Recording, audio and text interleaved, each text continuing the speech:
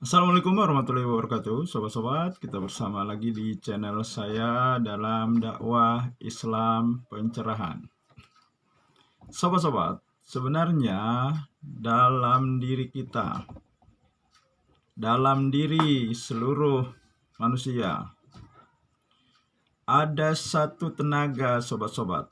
Ada satu energi yang maha dahsyat dan tidak akan bisa dikalahkan oleh apapun jika energi ini dijaga, ya, diasah, dan semakin diberi asupan-asupan gizi yang membuat energi ini semakin tangguh dan dahsyat.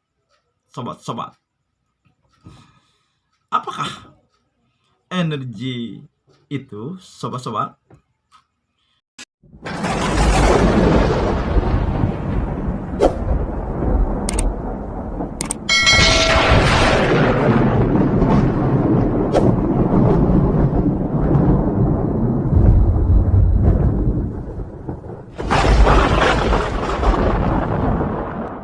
Karena energi ini sangat penting, ya, bagi siapapun. Bagi yang ingin sukses dunia akhirat, bagi yang ingin selamat dunia dan akhirat, maka harus memiliki energi ini, harus membina energi ini, harus diperhatikan energi ini. Selain diberi gizi, asupan-asupan gizi yang membuat tenaganya semakin kuat, semakin dahsyat, maka energi ini juga, sobat-sobat, harus dijaga dari hal-hal yang membuat kedahsyatannya berkurang, yang membuat tenaganya menjadi lemah. Bahkan ketajaman energi ini menjadi tumpul, sobat-sobat. Energi inilah yang membuat Nabi Muhammad SAW sukses dalam dakwahnya. Bahkan beliau dinobatkan dalam satu buku yang dikarang oleh Michael Hart.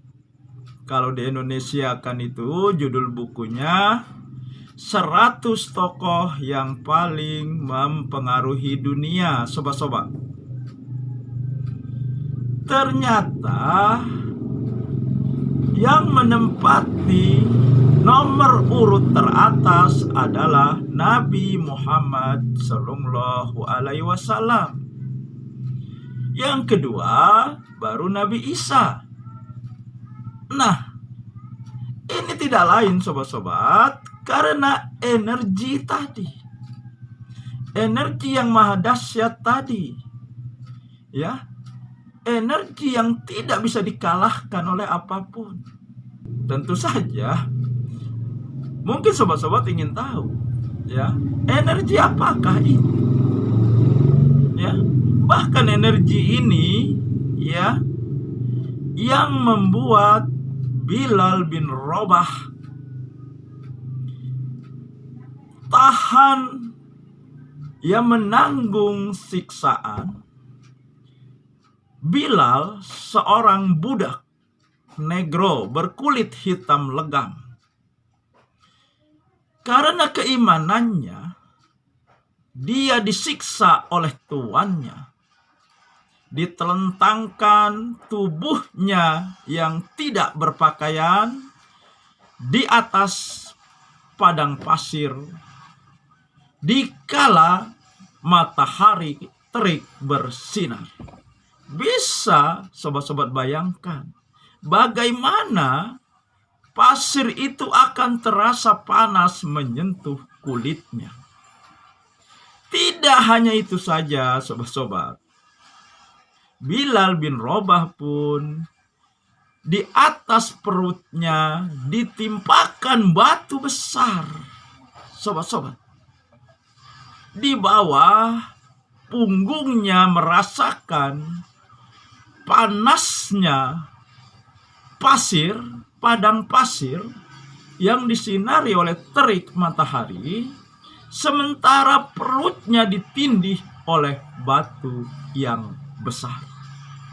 Namun sobat-sobat, dia tidak menyerah dengan siksaan ini, dengan penderitaan ini.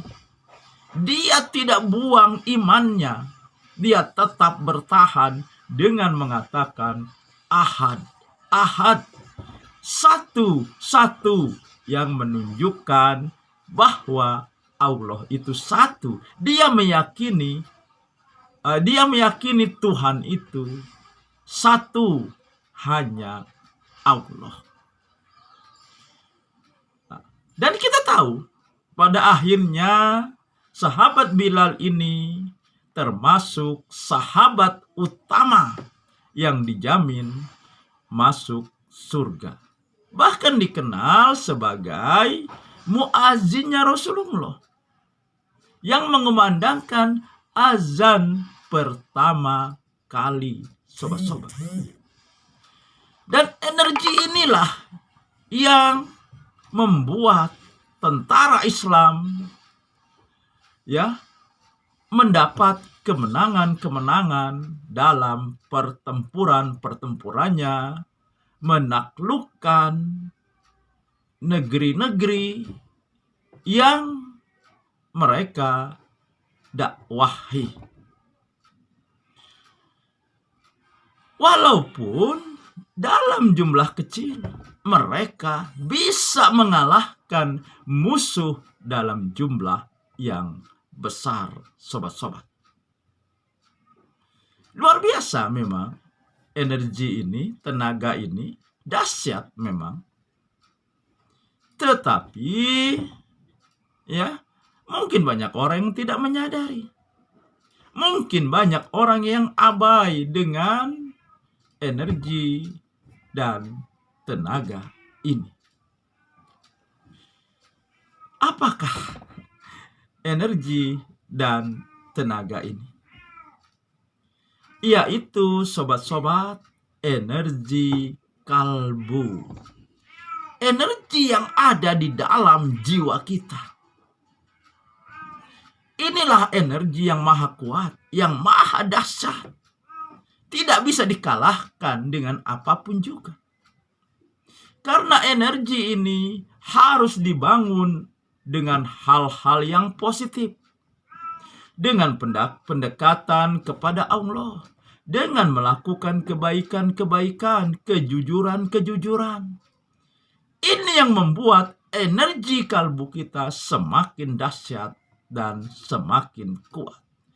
Penderitaan yang bagaimanapun, rasa sakit yang bagaimanapun, tidak bisa mengalahkan energi ini, sobat-sobat. Sejarah sudah membuktikan. Tadi saya sudah buktikan Bilal bin Rabah. Kalau mau dicontohkan, akan ada daftar panjang dari bukti energi ini sangat dahsyat. Tidak bisa dikalahkan oleh apapun. Dan karena energi ini juga, karena dia dibangun dengan hal-hal yang baik, hal-hal yang positif, dibangun dengan menjalankan perintah Allah, menjalankan sholat, ibadah, puasa. Inilah yang akan semakin dahsyat energi kalbu yang kita miliki. Tetapi seperti yang saya katakan, energi ini bisa menjadi lemah. Kedahsyatannya menjadi hilang jika kita melakukan hal-hal yang negatif. Berbuat maksiat, melalaikan perintah Allah, dan sebagainya, perbuatan-perbuatan yang bersifat buruk. Nah, jadi sobat-sobat, energi kalbu adalah energi yang harus dimiliki oleh setiap orang, khususnya bagi orang-orang Muslim. Karena dengan energi ini sukses tidak hanya di dunia, akan tetapi juga sampai ke akhirat. Percuma saja kan kita sukses di dunia, kita mungkin berpangkat, bergelimang harta, akan tetapi karena kita berbuat yang negatif, tidak menjalankan perintah Allah, mengabaikan perintah Allah, akhirnya di akhirat nanti kita akan ditempatkan oleh Allah ke dalam neraka. Sengsara di dunia, sobat-sobat, tidak selamanya. Hidup kita di dunia ini sementara. Dan akan berakhir penderitaan kita di dunia ketika nyawa kita dicabut oleh malaikat maut. Dan masalah berikutnya adalah di dalam kubur, sobat-sobat. Ya, kalau punya amal baik, banyak amal baik, insya Allah selamat. Ya, menghadapi siksa kubur, melewati siksa kubur. Kalau tidak, maka dia akan mengalami kesengsaraan sampai datangnya hari kiamat. Dan ketika hari kiamat, orang tersebut dimasukkan ke dalam neraka. Bagi yang punya energi kalbu yang baik, dibangun dengan hal-hal yang positif, dibangun dengan pendekatan-pendekatan dengan Allah, dengan perintah-perintah Allah, maka dia akan selamat dari siksa kubur dan akan ditempatkan oleh Allah di dalam surga. Surga itu abadi, neraka itu juga abadi. Pada akhirnya, sobat-sobat, pilihan kita hanya dua, ya, surga atau neraka. Dan semuanya berpulang kepada sobat-sobat, memilih neraka atau memilih surga. Dan pilihan, sobat-sobat, pilihan kita dimulai selagi kita hidup di dunia ini. Selagi masih ada hayat di kandung badan, jangan salah memilih. Jika sudah salah memilih, cobalah untuk mengkoreksi jalan yang sudah dipilih. Demikian sobat-sobat, semoga ini menginspirasi dan mencerahkan. Nasrum minallahi wa fathun qarib. Wassalamualaikum warahmatullahi wabarakatuh.